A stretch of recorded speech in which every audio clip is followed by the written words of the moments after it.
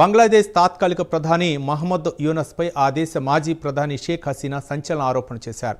యావత్ బంగ్లాదేశ్ను అమెరికాకు అమ్మివేయడానికి మహమ్మద్ యూనస్ ప్రయత్నాలు చేస్తున్నారని ఆమె ఆరోపించారు. అంతేకాదు బంగ్లాదేశ్ను ఇస్లామిక్ తీవ్రవాదులకు అడ్డాగా మార్చారని మహమ్మద్ యూనస్ సర్కార్పై ఆమె మండిపడ్డారు.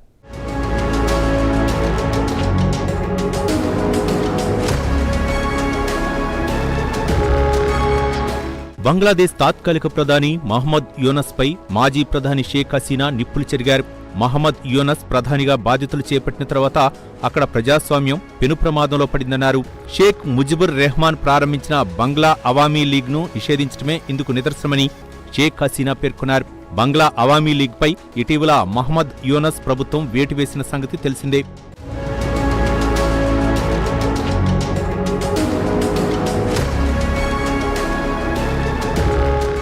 రాజ్యాంగాన్ని సవరించి మరీ బంగ్లా అవామీ లీగ్ను యూనస్ సర్కార్ నిషేధించిందని షేక్ హసీనా మండిపడ్డారు.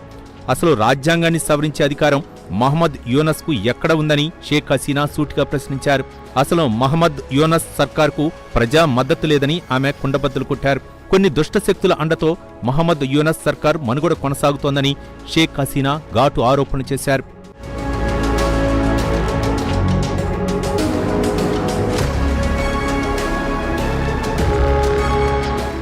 షేక్ హసీనా ఆరోపణలు అక్కడితో ఆగలేదు. అమెరికా చేతిలో మహమ్మద్ యూనస్ కీలుబొమ్మగా మారారని షేక్ హసీనా సంచలన ఆరోపణ చేశారు.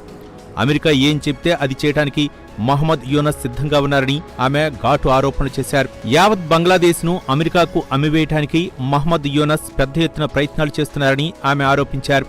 సెయింట్ మార్టిన్ ద్వీపాన్ని అమెరికాకు కట్టబెట్టడానికి మహమ్మద్ యూనస్ సర్కార్ అంగీకరించడమే ఇందుకు ఉదాహరణ అన్నారు షేక్ హసీనా. సెయింట్ మార్టిన్ ద్వీపం అంశం షేక్ ముజిబుర్ రెహమాన్ హయాం నుంచి నలుగుతోందన్నారు.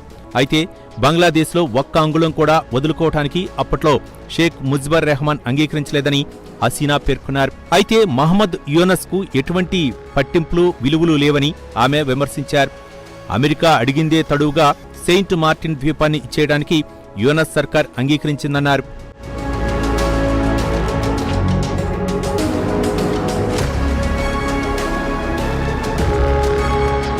ఇదిలా ఉంటే బంగ్లాదేశ్లో ప్రస్తుతం ఇస్లామిక్ తీవ్రవాదులు రాజ్యం చేస్తున్నారు. షేక్ హసీనా హయాంలో ఉగ్రవాదుల పట్ల అధికారులు కఠినంగా వ్యవహరించారు. ఒక్క ఉగ్రవాది సంఘటన జరిగినా షేక్ హసీనా వెంటనే రియాక్ట్ అయ్యేది. సదరు ఉగ్రవాదిని జైల్లో వేసేంత వరకు పోలీసు యంత్రాంగం ఊరుకునేది కాదు. అయితే ప్రస్తుత పరిస్థితి మారింది. బంగ్లాదేశ్లో జైళ్లన్నీ ఖాళీ అయ్యాయి. ఉగ్రవాదులను జైల్లో నుంచి టోకుగా విడుదల చేసింది యూనస్ సర్కార్. దీంతో అలా విడుదలైన ఉగ్రవాదులు పాలనా వ్యవహారాల్లో జోక్యం చేసుకోవటం మొదలుపెట్టారు. అంతేకాదు సమాజంలో మతపరమైన విద్వేషాలను ఈ ఉగ్రవాదులు రెచ్చగొట్టారు. అంతేకాదు వీరిని అదుపు చేసే సాహసం యూనస్ సర్కార్ చేయలేకపోతోంది.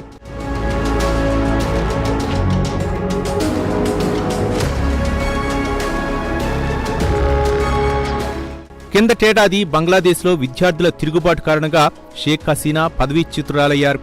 కుర్చీ నుంచి దిగిపోయిన వెంటనే ఆమె హుటాహుటిన భారత్ వచ్చారు. ఇక్కడే శరణార్థిగా ఉంటున్నారు. అయితే భారత్ నుంచి ఆమె మహమ్మద్ యూనస్ సర్కార్పై పోరాటం చేస్తున్నారు.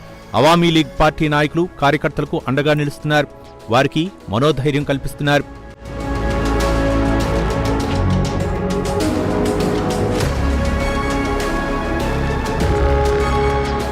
బంగ్లాదేశ్ రాజకీయాల్లో షేక్ హసీనాది ఒక చెరగని పాత్ర. అనేక సంవత్సరాల పాటు సైనిక పాలనలో కొనసాగి అస్తవ్యస్తంగా తయారైన బంగ్లాదేశ్కు రాజకీయంగా ఒక స్థిరత్వాన్ని ఆమె తీసుకొచ్చారు.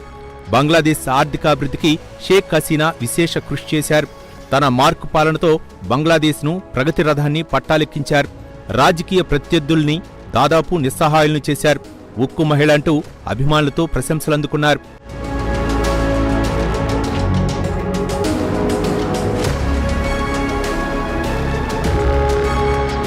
షేక్ హసీనాది రాజకీయ కుటుంబం. బంగ్లాదేశ్ వ్యవస్థాపకుడు షేక్ ముజిబుర్ రెహమాన్ బిడ్డే షేక్ హసీనా. 60లో ఢాకా యూనివర్సిటీలో ఆమె చదువుకున్నారు. యూనివర్సిటీ స్టూడెంట్గా ఉన్నప్పటి నుంచే రాజకీయాల పట్ల షేక్ హసీనా ఆసక్తి చూపించడం మొదలుపెట్టారు. ఇదిలా ఉంటే కిందటేడాది జనవరిలో జరిగిన ఎన్నికల్లో బీఎన్పీ, ఆ పార్టీ మిత్రపక్షాలు ఎన్నికలకు బాయ్కాట్ చేశాయి. షేక్ హసీనా వరుసగా 4వ సారి, అలాగే మొత్తంగా 5వ సారి ప్రధానిగా బాధ్యతలు స్వీకరించారు. అయితే షేక్ హసీనాను నియంత అంటారు ఆమె ప్రత్యర్థులు.